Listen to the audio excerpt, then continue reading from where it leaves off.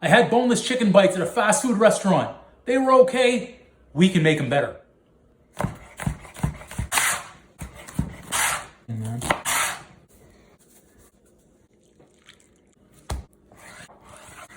So we're just cleaning up our chicken into nice cubes. We don't want to go too small. If we do, when we go to cook the chicken, it's going to dry out. I like a fairly good sized cube like that.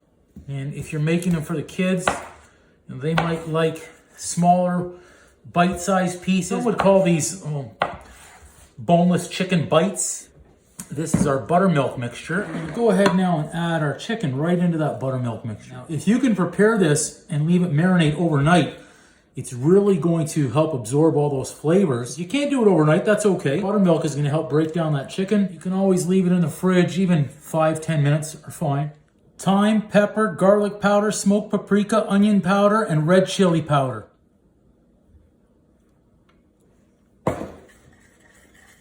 You're gonna see me do here what's called wet hand, dry hand. This is gonna be the wet hand, this is gonna be the dry hand. I'm gonna take off as much of the excess buttermilk as possible on that. We'll do this in stages. We'll go ahead and toss that in the flour, and we're gonna go ahead and cover it like this.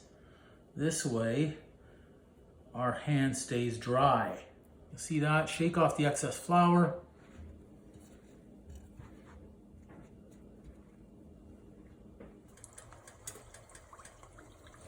So we're just making sure here that the chicken bites are not sticking together or sticking to the bottom. So you just need to do that once.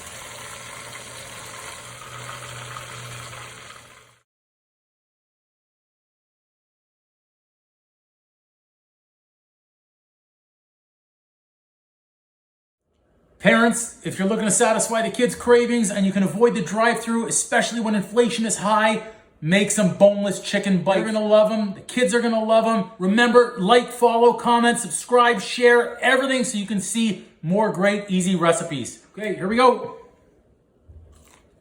Boom! Those are so good. You've got to try.